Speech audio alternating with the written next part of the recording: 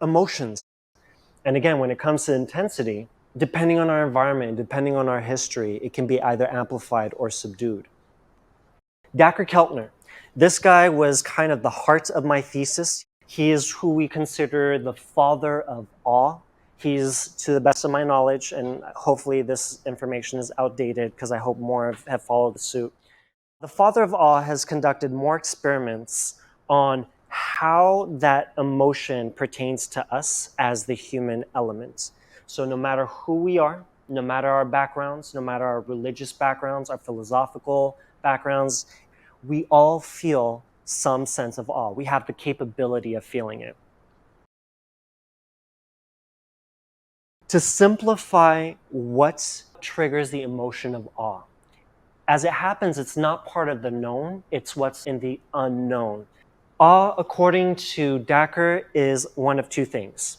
Either the culmination of fear, wonder, and pleasure, and or vastness and accommodation. In this context, what do you say fear? How does that play into it? Take the last time that you felt awe and however you define it. Did your heart rate start going up? Why would fear be an integral part of awe? Bingo. It's the unknown, right? And we fear the unknown naturally. We all have this sense of fear where once that's tapped, it amplifies the emotion. So the more fear you have, the greater this emotional reaction is to it. Vastness and accommodation. Who could explain in the most succinct way possible? Vastness. What's that? So vastness literally means something greater than yourself. Me compared to a starship from one of the science fiction ones, which is super massive. If that's floating right above us, I am super small in comparison. So this vastness is super big. What's accommodation? Understanding. Boom, both of you guys putting it together. So accommodation is you infusing yourself into that reality. Your structure of self relative to this is now different than the world revolves around me. The universe revolves around me. I am God on earth. Oh crap, I'm not, right? So that shift, that's essentially what it is. So when you hybridize both of those, vastness and accommodation, you have the wow factor. I'm so tiny compared to everything else.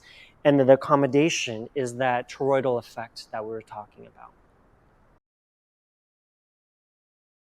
Next up, when it comes to the entire scale, a different group who was also trying to focus on the intensity of emotions, starting from the very, very left, that's the, sensory pleasures, versus the most intense being ecstasy or excitement or wonder, all happens to fall somewhere along those lines. The whole purpose of this is to show you that the emotion of awe is an intense emotion. Thoughts have the capability of changing your biology. When you experience awe, your heart rate goes up. You get goosebumps. Feels super weird, like this quasi out-of-body experience. You feel shivers and pupil dilation. If you fall in love with someone and you make that instant connection, your pupil actually gets bigger. If you're on certain narcotics, your pupil either goes super big or it gets super small. When you stare at a tree long enough, your pupil has a different effect. If you see someone beautiful or someone that you believe is beautiful, your eye looks at something more than other things. And there's always this movement. It's kind of beautiful. But when you experience awe, it's an immediate expansion of the pupil. Going to the Grand Canyon for the first time is an experience that many go, whoa, I can now see that this building that I've been next to, and the small tree and the screen that only has this versus the entirety of the Grand Canyon, it puts things in different perspectives.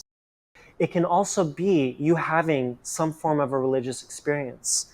A lot of people who go to Mecca, which is the Islamic, think of it as like the point of origin, where when people are going down on their hands and knees to pray, all over planet Earth, they're pointing in this direction. They don't worship the structure, but it's a symbolic reference point. Same thing for a psychedelic experience. If any of you guys have taken a mushroom trip before, that's an awe-provoking, awe-inspiring experience. Hopefully pleasant, but if it's not pleasant, I'm not going to make eye contact because I don't want to know if you guys are or aren't going to do it. It's a very personal thing. But if you guys ever do want to take psychedelics of any kind, do your research.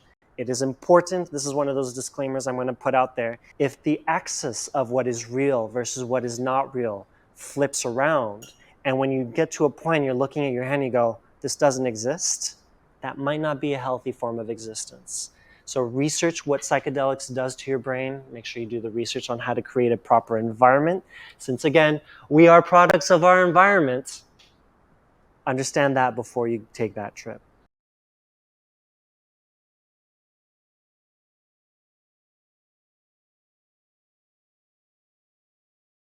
But also having a child is awe-inspiring.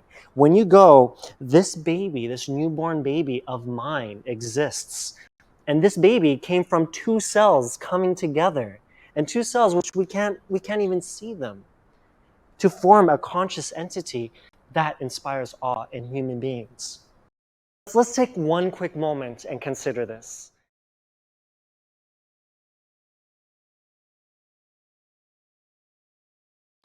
When it comes to depression, Alzheimer's, heart disease, diabetes, experiencing awe decreases all those chemicals that are bad for us and makes us healthier physiological beings. That's powerful, and that's just an emotion. That's literally having a psychedelic experience, having a child, seeing the Grand Canyon, seeing the Aurora Borealis. All that stuff is healthy for us to experience. Imagine if the environment, when we step outside and we feel a sense of wonder, if we feel awe, how much more beneficial it can be for a society.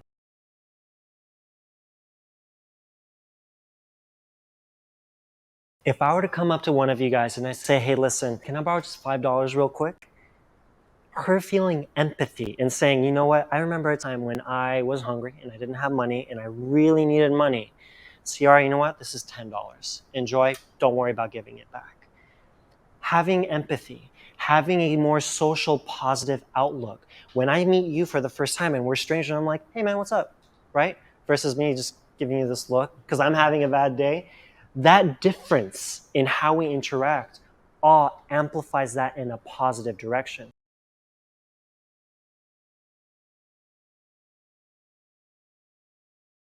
I was watching not long ago this kind of a walkthrough video in Lebanon, and he talks about the beauty of Lebanese culture.